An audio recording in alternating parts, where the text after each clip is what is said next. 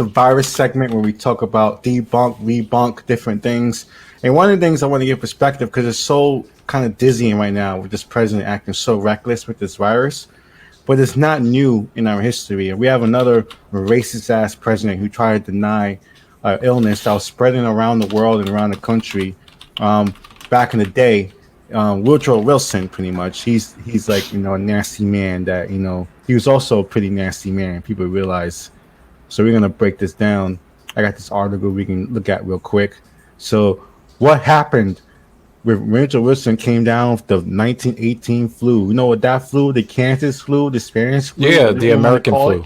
Yeah, the American flu of 1918. So for a lot of people are going to realize how deja vu this is. He also got the flu. He was also racist. He actually pretty much he got the flu and he was racist. Yeah, exactly. So he played down the flu. He played down his own illness, even when his own Secret Service, his oldest daughter, other people within his cabinet got sick from the flu. He tried to hide it. Say it was just like a cough. He's just sweaty and a cough. So here it is. At the beginning, he tried to downplay it when he first got it. So Grayson and the rest of Wilson's staff downplayed the president's illness, telling reporters that overwork in Paris, chilly, rainy weather has sparked a cold and a fever. On April 5th, the Associated Press reported that Wilson was not stricken with influenza. So the Associated Press helped this man lie. So that's deja vu as well. The media is repeating bullshit that the president is saying, even though it's totally bullshit. So behind the scenes, the president was suffering the full force of the virus effects. Unable to sit up in bed, he experienced coughing fits, gastrointestinal symptoms, which sounds like he was pooping on himself while he was coughing, and in 100-degree fever. This sounds a lot like COVID, doesn't it? Yeah. So he was totally lying about it, saying it's cool, and at the same time, which is also people have to realize, the illness also affected his emotional capacity as well, his mind as well, which is kind of similar to what's happening with the president here. I mean, his capacity was out of this reach before. So he also made harsh decisions within. And the reason why he tried to ignore the flu and try to play down the flu is because of World War I. He wanted the war effort to be more prominent than the flu. So that's why he tried to downplay his own illness, and in effect actually caused more recklessness in the long run for everyone else by downplaying it. But it didn't take notice. And he eventually died. He actually died like a few years after his presidency, after he left office, after he recovered. So people didn't realize long haul symptoms. What makes these kind of dangerous strains so lethal and why people are so worried about the coronavirus? They say these millions of people are done with it, but they're still having these lasting symptoms. So even though Trump can say that he's okay, he's invincible, he's immune, he's still gonna have lasting symptoms. He can't eat that KFC, McDonald's all the time forever. But it does take him 6 minutes to say one sentence now, since his breathing has been inhibited. So I don't know if we could just ignore that. So we see what happens. So yeah, I mean, it's crazy here. He's actually visibly, you see the symptoms visibly while he's talking, and he's still saying that it's not a problem, that he's immune. So Phil can play this clip right here, this next clip that kind of backs up this Smithsonian Institute video. It gives you a list of all the presidents that were sick before, that had illnesses before, to show that Trump is not new.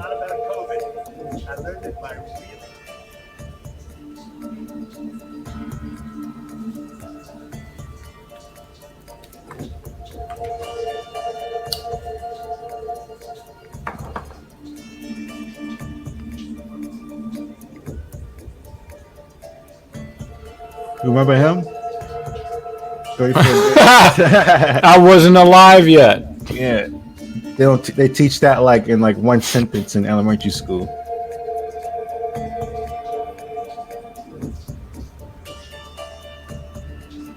That means that he was dying on the campaign trail. Yeah, he died a month after being sworn in. 34 days. So here's the more obvious ones. Franklin Roosevelt, he was in a wheelchair, but he passed the Great New Deal and all kinds of stuff before the unions burnt the country down.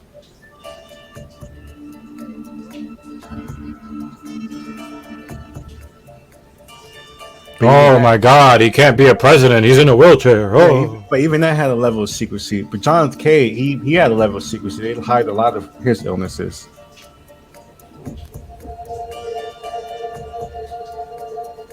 So basically, he couldn't get excited. Yeah, the situation when they had to lift him up to the airplane. He couldn't walk up the steps to the airplane. They had to like lift him up to it. There's certain videos, there's certain reels you can see that. You see that if you look carefully that he's not well.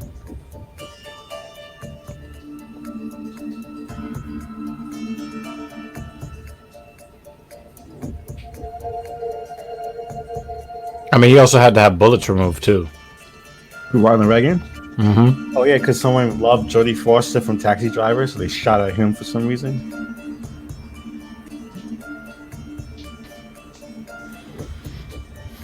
Yeah, there were signs that you. So there you have it. These are presidents in the past who had illnesses. They all hit it in all different ways. Even Franklin Roosevelt, which is like he's beloved in some ways, and he hid his illnesses. Even though you saw him in the wheelchair, he still tried to hide he was in the wheelchair. So yeah, it's the reality of people in power. They don't want to show weakness, and Trump is the most like absurd example of that. So I don't know who thought that. I don't understand how they think that. Okay, he's in a wheelchair. He can't lead the country. Like, it's not like he's gonna lead motherfuckers into war, like in a battle and shit. We're like 1,200 to like 1,600 years away from those days. Like, all right, so he's in a wheelchair. He could still, launch an atomic bomb at you. Relax. Yeah, it's Franklin Roosevelt. So but I really want to still busted your unions with no legs. Yeah, I really want to talk about Woodrow Wilson though, because he's an interesting parallel to Trump, and when it comes to hiding his illness and being a complete racist asshole. Except that Trump is worse, because Trump had more accurate information than Woodrow Wilson did, and he still went the direction he went. Yeah, he had access to the World Wide Web. He's on his phone all the time tweeting, and he refuses to Google. I mean, his FBI tells him that racism is a problem, and he's like, "No, can you Google? Wrong. Can you Google Michelle Alexandria or something? God damn." So Emmett Till? Yeah, you Google something. So like Woodrow Wilson, on the other hand, he was just an ignorant piece of shit. It's acceptable to use Bing too if you don't want to use Google. Bing. Use Yahoo. Use Ask Jeeves. Is Ask Jeeves still around? America Online. CompuServe. Netscape Navigator. Come on. Oh man, he took it all the way back. The very first web browser I ever used. Opera Mobile. This is a crazy example of Woodrow Wilson and like the parallels with him and Trump. Remember, he was hiding his illness. So faith in Wilson's assurances, however, were hard to reconcile with the brutal reality of race relations in America. New York was a segregated city. Blacks have no political power. So some blacks are saying, why should we be fighting for this nation? That shit fucks me up, though. These, white people. Like, you have all this information and people say that there's no systemic racism. Like, when you look at this shit, it's just like, this is archival footage. So, yeah, what do you think this was? And almost daily episodes of racially motivated brutality. In July, in East St. Louis, Illinois, an exchange of gunfire between blacks and police provoked an explosion of mob violence that reduced entire black neighborhoods to ashes and left hundreds of men, women, and children dead. Since people want to talk about towns burning down. A battalion of black troops stationed outside there's another town. encountered a campaign of harassment and violence from local whites. They But then responded this is by another- marching into the city and engaging in a pitched battle with police. But then they fought back though, so it's a little different. This was Yeah, some of them were fear executed after white that. Southerners come true. a group of black soldiers taking up arms and killing white people. There was a hasty trial. 13 soldiers were executed without the opportunity to appeal their convictions. And they very quickly became martyrs. Throughout the summer of bloodshed, the president said nothing. Woodrow Wilson grew up in the South. By any measure, Woodrow Wilson was a racist. He introduced Jim Crow to Washington. Dana White is going to say, I don't know if anything he said was racist. It was just starting to loosen up. He brought it back, and it became, for all intents and purposes, the law of the land. Wilson is so disappointing because on the one hand, he's got this abstract vision of a more just world that has all of this potential and possibility in it. And then on the flip side, for all of his big ideals, he is such a narrow-hearted little man.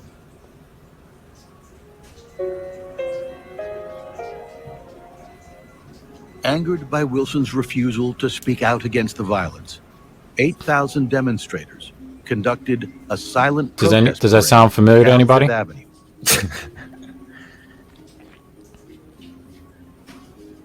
They marched to the sound of muffled drums, carrying signs that read, "Mother, do lynchers go to heaven?" And "Mr. President, why not make America safe for democracy?"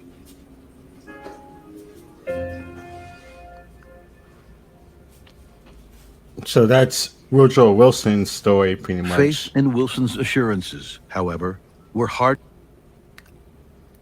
So that's Woodrow Wilson, and parallels of him like being a racist and actually being an accelerationist of racism across the country with the Jim Crow laws and the kinds of stuff is absurd.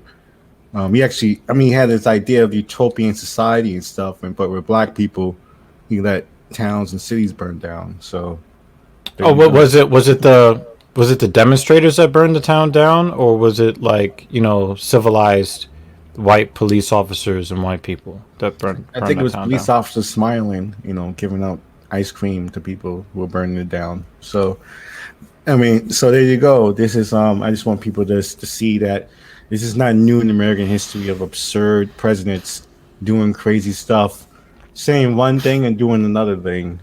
So that's the virus segment. Follow us on Facebook and YouTube, and subscribe and leave a comment, please. We're here. Talk to us. So.